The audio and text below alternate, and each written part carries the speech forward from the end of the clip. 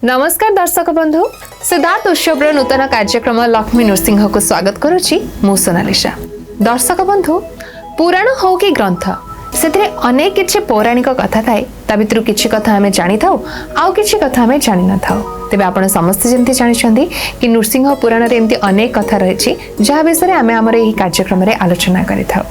आज आमे आलोचना करबा नृसिंहंकर भक्त दुष्मंत और भरतंक विषय रे।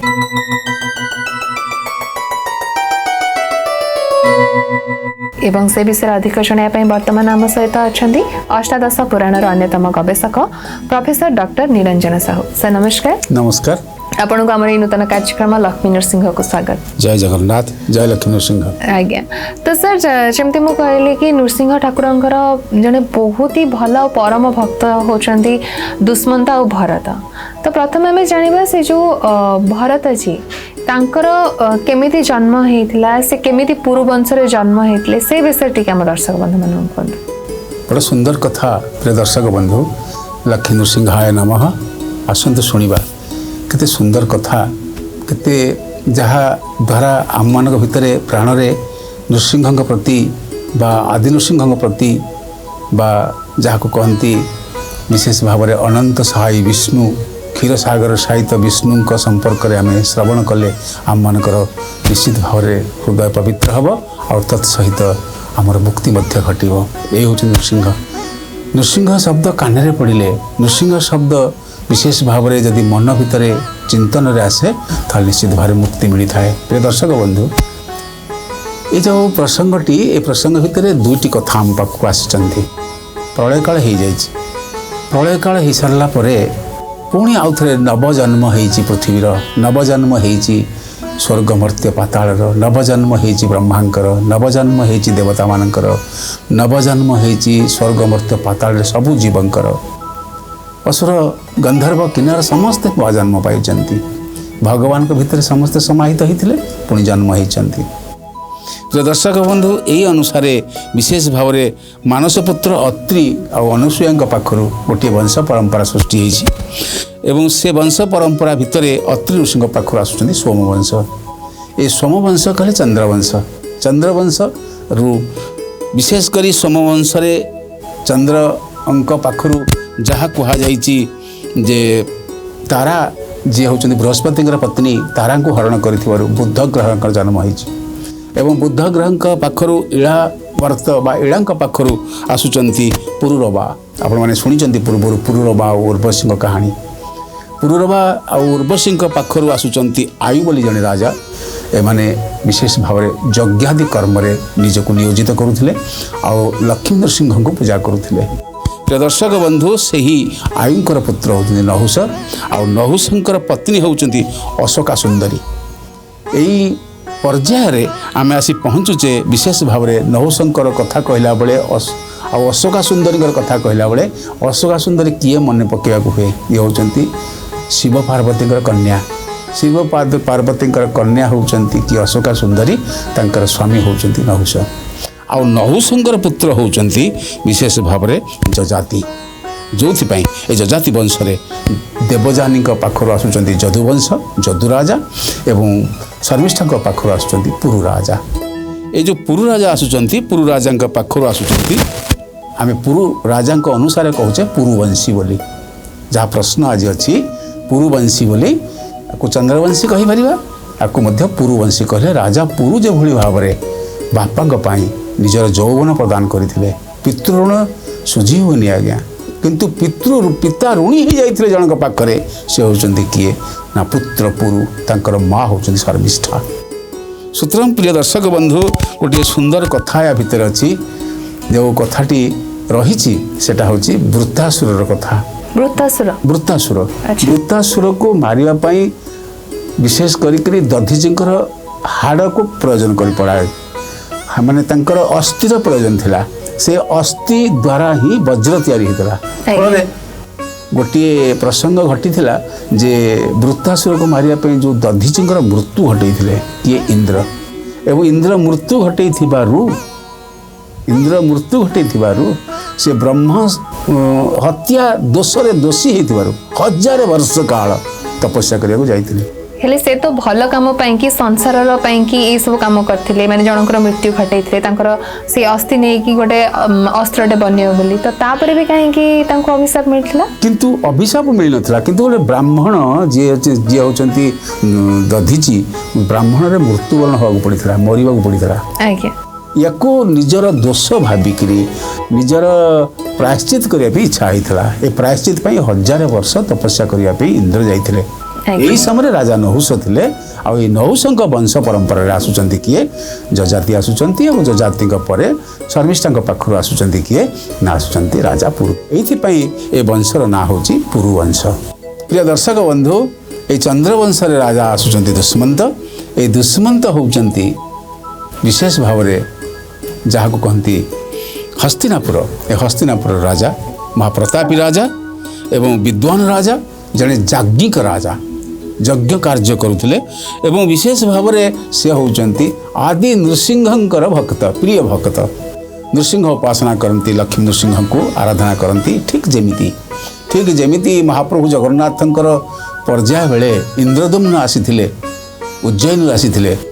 आराध्य देवता को छाड़िकी लक्ष्मी नृसिंह को आराधना करने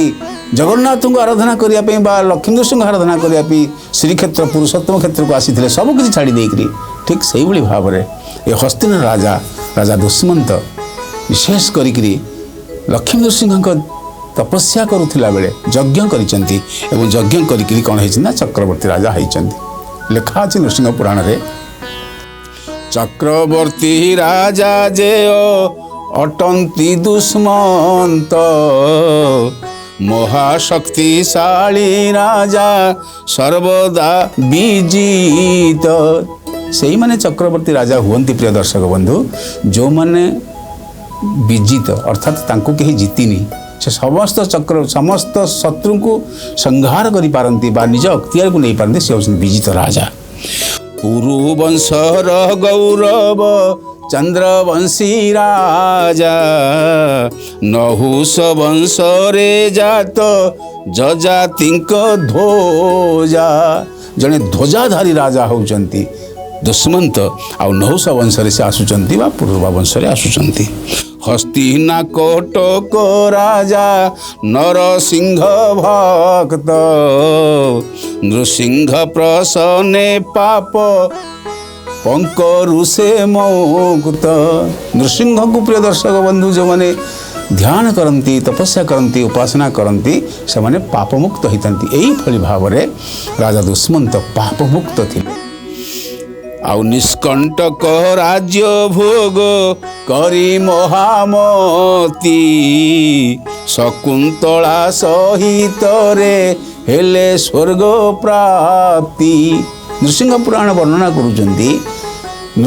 शकुंतला कथा अर्थात दुष्मंत राजा सहित शकुंतला आसुचंती ए शकुंतला किए शकुंतला होचंती विश्वामित्रंकर कन्या विश्वामित्रंकर कन्या जहाँ को कन्न मुनि कन्न आश्रम रे पालिता होउथिबा ए कन्या विश्वामित्र होचंती राजश्री क्षत्रिय राजा थिले फल जजाति आउ तत्सहित दुष्मंत ये जो क्षत्रिय राजवंश चंद्रवंश रे ए वंश को आसुचंती किए ना शकुंतला आ विशेष भाव में कह जाइछि भरत तांकर पुत्र नाम रे भारत आर्यावर्त ब्रह्मावर्त देवभूमि ये आर्यावर्त ये हूँ देवभूमि ये ब्रह्मावर्त ये हूँ देवभूमि यही भूमि रे आदि नृसिंह सेवा हुए सदा सर्वदा अग्निहोत्री यज्ञ कार्य हुए यही राज्यर राजा होउचंती हस्तिनार राजा होउचंती दुष्मंत एवं दुष्मंत विशेष भाव में जो कार्य करिचंती सही कर्म करिचंती से कर्म अनुसार विशेष करी जो राज्य पालन प्रजा पालन जमती विद्या विनय संपन्ने ब्राह्मणे गविहस्तिनी सुनीच स्वपाक च पंडित समदर्शिना जड़े पंडित समदर्शी राजा थिले किए ना राजा दुष्मंत से दुष्मंत का संपर्क में अधिक कथा आम जाना शकुंतला को लेकर ये शकुंतला संपर्क में जो कथा गुड़िक अच्छी से कथा गुड़िक ये भाव में अच्छी जे शकुंतला सहित राजा दुष्मंत जो प्रेम कहानी अच्छी ये आमर केवल पुराण शास्त्र नुहे पुराण शास्त्र सहित काव्य मानकर मध्य शकुंतला दुष्मंतकर ये अमर प्रेमर कहानी वर्णित होती। प्रिय दर्शक बंधु मनरे आपण मानकर इच्छा होथिबो दुष्मंत को मंत्र रे यज्ञ कार्य करुथिले आज्ञा पाताल नृसिंह मंत्र रे उग्रवीर महाविष्णु ज्वलंतम सर्वतोमुखम नृसिंह भीषण भद्र मृत्यु मृत्यु नमाम्यहम एवं पाताल नृसिंह कहले नमो नृसिंह कपिल जटाय अमोघ सिद्धि पदाय सत्याय मोहकृ प्रचंड रूपाय ओं ह्रीं ह्रीं ह्रीं क्रों क्रों फट स्वाहा ये गोटे पाताल नृसिंह मंत्र अच्छी जो मंत्र को यही वंशर सूर्यवंश मध्य जप करुले एवं सूर्यवंश जो भाव में पाताल नृसिंह मंत्र यज्ञ करुले ठीक से भाव में धर्मात्मा राजा मान चंद्रवंश पाताल नृसिंह मंत्र नृसिंह को आराधना करने सहित भक्ति मुक्ति प्राप्ति होते। तो तापरे कौन है केमती कौन उभयंकर प्रेम कथा बा अमर कथा आगो को बढ़ी प्रेमर अमर कथा प्रिय दर्शक बंधु लक्ष्मी नृसिंहाय नमः आपण मैंने जप करंतु लक्ष्मी नृसिंह मंत्र तेरे बड़ कथाटी होती राजा आ राजश्री जड़े राजा राजश्री हवा चाहिए सी होती किए ना राजश्री जनक एवं चाहिए राजा विश्वामित्र देखिले तांकर जड़े बंधु जी होती ब्रह्मर्षि वशिष्ठ तांको प्रतिरोध करने निजे ऋषि हाँपाई इच्छा कले जड़े राजा भाव में थे ऋषि हाँको चाहिए ये घोर तपस्या करने को पड़ा। प्रिय दर्शक बंधु आपड़ तपस्या न कले कौन के भाई आपड़ परमपद प्राप्ति हे लक्ष्मी पुराण बा लक्ष्मी नृसिंह पुराण बा नृसिंह पुराण कहे बिना तपस्या बिना यज्ञ बिना त्याग बिना नृसिंह नाम आपण मानू किछि प्राप्ति हम ना आप निश्चित भाव में तपस्या करंतु विद्या अध्ययन करंतु आ विद्या अध्ययन कले आपने मुक्ति पाइबे। तार उदाहरण होउछन्ति राजा विश्वामित्र राजश्री विश्वामित्र एवं राजश्री विश्वामित्र जो तपस्या करुथिले ए तपस्या को भंग करने इंद्र विशेष भाव में जानी इंद्र सब भय करती केतबेले इंद्रपद पलैब इंद्रपद पलैवाई से भय करती ये विशेष भाव में असुर मैंने तपस्या करती इंद्रपद प्राप्ति हाँपाई इंद्र को तांका सिंहासन बाहर करदेवाई इंद्र स्वर्गपुर को जूर करती अन्य पक्षरे जो विश्वामित्र तपस्या कर भय करती इंद्र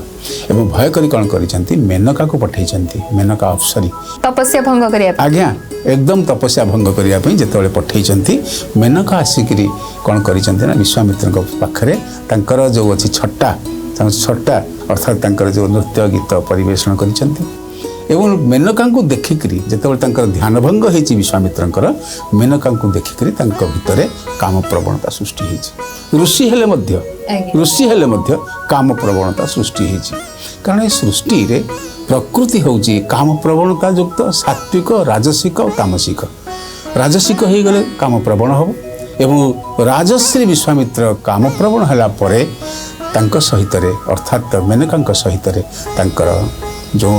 भाव सृष्टि होती से भावरु ऋषि तपस्या बल सृष्टि होती गोटे कन्या से कन्याटी होती शकुंतला शकुंतला कहीं नामकरण होती जानते अर्थात जो जन्म हो गले जन्म करदे किए मेनका अप्सरा पलैले इंद्रपुर को पलि गले अप्सरापुर को पलैले एवं निजे पुणी तपस्या लीन हो गले विश्वामित्र झीटी कुआ कुआ ही कांदुची यही समय गोटे शकुन पक्षी शागुणा पक्षीटी उड़ी उड़ी आसूला देखला झीटी कांदुची एवं से गोटे पत्र उपर अच्छी से पत्र को धरी शकुन पक्षी उड़ी उड़ी जाई कन्नमुनि आश्रम ताको रखिला स्थित कला फल कन्नमुनि आश्रम कन्नमुनि देखिले जे तपस्या करुला बेले गोटे कन्या आज्ञा प्रिय दर्शक बंधु कन्या माने होती रत्न कन्या माने होती रत्न पुओ मैंने जे रत्न नुहति मना करूना किंतु कन्या मैंने हूँ रत्न कारण संसार को से प्राणी प्रदान करुचंती धर्म प्रदान करुचंती अर्थ प्रदान करुचंती काम प्रदान करुचंती और मोक्ष प्रदान करुचंती चतुर्वर्ग फल प्रदान करुचंती कन्या मान फल खूब खुशी होती कन्या प्रतिपालन करचंती कहाँ को ना विशेष भाव में शकुंतला को एवं शकुंतला दिन को दिन बढ़ी कन्नमुनि आश्रम कारण से एक अप्सरा कन्या पुणी विश्वामित्र राजश्री कन्या फल अपूर्वा सौंदर्य परिणत होती किए शकुंतला ये शकुंतला आपण मैंने जानती ब्राह्मण घरे कर्ण मुनि आश्रम बढ़ुले ये क्षत्रिय कन्या गोटे क्षत्रिय कन्या को निश्चित भाव में गोटे क्षत्रिय पुरुष प्रतीक्षा कारण ये हूँ प्रजापति घटसूत्र सूत्र प्रजापति घटसूत्र अनुसार जिते ब्रह्मा जहाँ निर्धार्य करिसेंती अनुसार पाखक आसुचंती गोटे राजा जड़े राजा से हूँ चक्रवर्ती राजा दुष्मंत जिते मृगाय विनोद आसुचंती मृगाय विनोद आसला बेले यही कन्नमुनि आश्रम रे पहुँची आ कन्नमुनि आश्रम रे पहुँचवा परे विशेष भाव में देखी जहाँ को इंग्रेजी में गोटे कथा कहती लव इज फर्स्ट साइट अर्थात प्रथम देखार प्रेम हो जाए राजा सहित आखि को शकुंतला आखि आ शकुंतला आखि सहित दुष्मंत आखि मिलन होती फल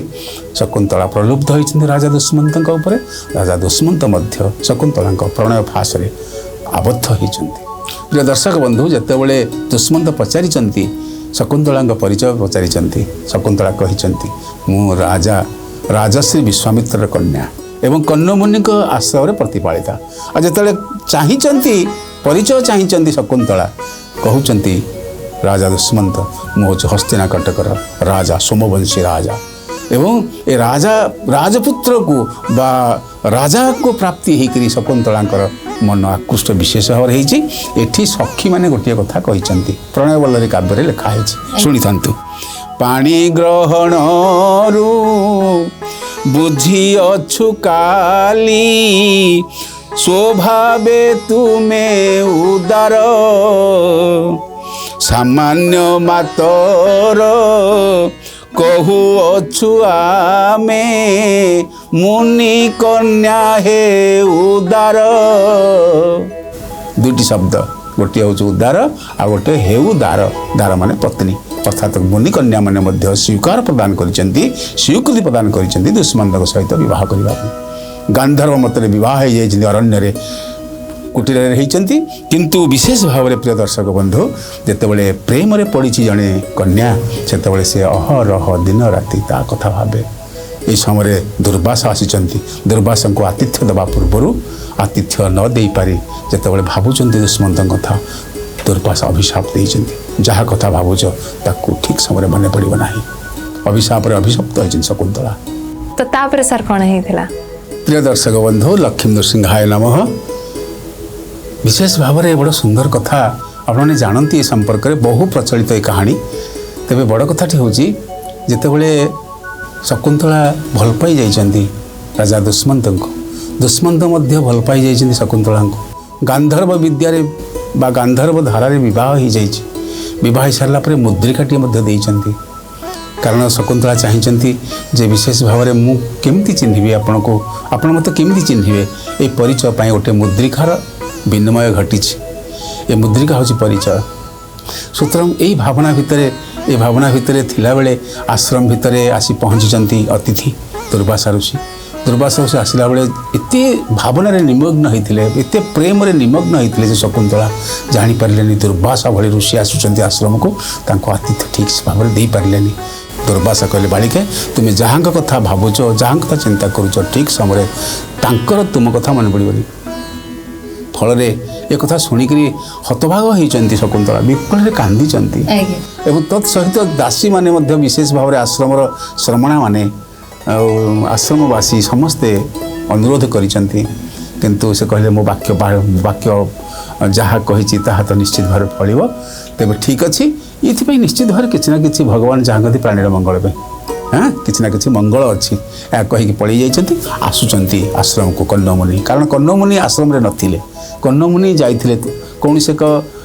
तपस्या कार्यक्रम जाइथिले एवं फेरी आछंती एक कथा शुणिक से हतभाग होइछंती कहले दुर्वासा भली ऋषि आश्रम दायित्व अच्छी आश्रम गोटे किसी निर्दिष्ट नियम अच्छी सुतरां नियम जेहेतु पालन करना हो से हेतु दंड भोग करा पड़ो किंतु कन्या जितेबाला बड़ अपत्य कन्या शकुंतला को अति भल पाती कन्नमुनि सुतरां कन्नमुनि बड़ विकल होती किंतु जेहेतु कहले जेहेतु बह सरी गांधर्व विद्यारे कन्या मो घर रहीबार नहीं कारण कन्यार बह सरी अर्थात से शाशुर घरे बापा घर को आसबनी बापा घर को आसिले कौन हम आयुष हानि हम बापा माँ आयुष हानि गोटे कारण जदि बहिता कन्या आसिक बाप घर रहे এইଥିପାଇଁ ବିଶେଷ ଭାବରେ କର୍ଣ୍ଣ କ'ଣ କଲେ ପ୍ରତିଗୃହକୁ ପ୍ରେରଣ କରିବା ପାଇଁ କର୍ଣ୍ଣମୁନି ବ୍ୟବସ୍ଥା କଲେ। 2 ଜଣ ଋଷିପୁତ୍ରକୁ ଦେଇକରି ପଠେଇଦେଲେ ତାଙ୍କର ଯାହା ଯାହା ଦେବା କଥା ଦେଇକରି ଆଶୀର୍ବାଦ ଦେଇକରି ପଠେଇଦେଲେ। କହିଲେ ସ୍ୱାମୀ ଗୁରୁ ସ୍ୱାମୀ ପରମ ବାନ୍ଧବ ସ୍ୱାମୀ ସେବା ନାରୀ ଧର୍ମ ସ୍ୱାମୀ ପଦେ ମତି ଅର୍ଚ୍ଚନାରେ ମତି ଭାଳି ତୁ କରିବୁ କର୍ମ। ଏହି କର୍ମ ତୁ କରିବୁ। ସ୍ୱାମୀ ତୋର ପରମ ଗୁରୁ ପରମ ବାନ୍ଧବ। ବିନା ସ୍ୱାମୀରେ ତୋର ଆଉ କେହି ଗୁରୁ ନାହାନ୍ତି, କେହି ଭଗବାନ ନାହାନ୍ତି। କେବଳ ସ୍ୱାମୀ ତୋର ଗୁରୁ ପରମ ବାନ୍ଧବ। ଶକୁନ୍ତଳାଙ୍କୁ ପଢ଼େଇଲା ବେଳେ କାନ୍ଦୁଛନ୍ତି। ଶକୁନ୍ତଳା ପାପ ଘର ଛାଡ଼ି ପାରୁନାହାନ୍ତି। ଏବଂ ଯେତେବେଳେ ଯାଉଛନ୍ତି ବାଟରେ ପଡ଼ିଛି, ନଦୀଟିଏ ପଡ଼ିଛି। ସେ ନଦୀରେ ହାତରେ ରଖିଥିବା ମୁଦ୍ରିକାଟି ହଜିଯାଇଛି। ମାଛଟିଏ ତାକୁ ଗିଳି ଦେଇଛି।